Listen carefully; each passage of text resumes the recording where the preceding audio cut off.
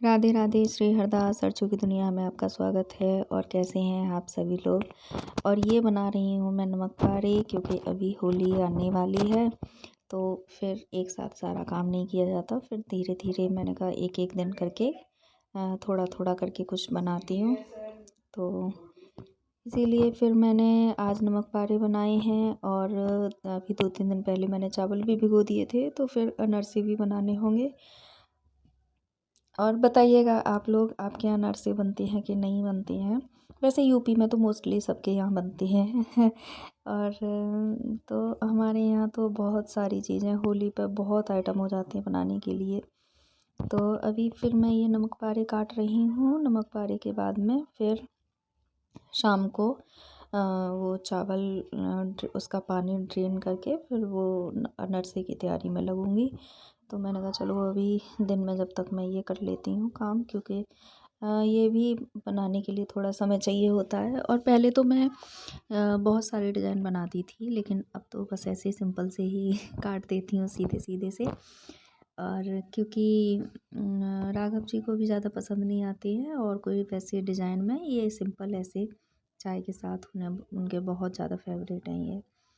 तो फिर ये नमक पारे काटने के बाद में फिर मैंने कहा किचन में मैं फिर सेकने चली गई। नमक पारे सेकने के बाद में फिर बाद में अनरसे का किया था। ये नमक पारे इतने सीख चुके हैं और ये वासु के लिए मैंने प्लेट में लगा दिए हैं। और ऋषभ पानी लेके अब वासु को भोग लगाने के लिए जाएंगे।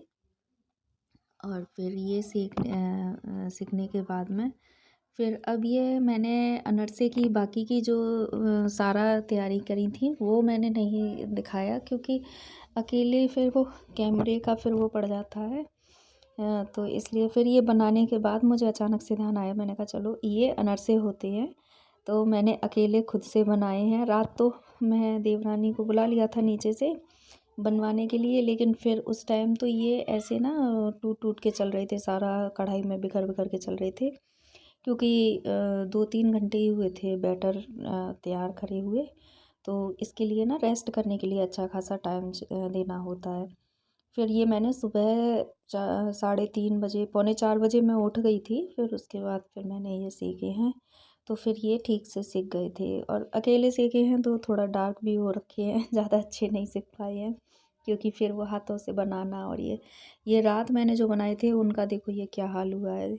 बहुत मतलब ऐसे ना कढ़ाई में पूरा टूट टूट के चल रहे थे। बहुत ही टफ़ होता है ये बनाना, ये हर किसी के बस का काम नहीं होता। जिसे आइडिया होता है वही बना पाता है, नहीं तो जल्दी से नहीं। अब मुझे इसका ज़्यादा आइडिया नहीं है, तो इसलिए ये मेरे से ख़राब हो गए थे। और बाकी का तो हाँ ठीक ही है और खाने तो हमने ही है सभी को घर में। तो मैंने कहा चलो काम चलाने के लिए, लेकिन हाँ खाने में टेस्टी बहुत हैं। तो राघव जी बोल रहे थे कि इस बार हर बार से ज़्यादा टेस्टी है। तो बस ये है हमारी तैयारी, और आगे भी मैं दिखाती रहूँगी आपको ब्लॉग। राधे राधे। श्री हर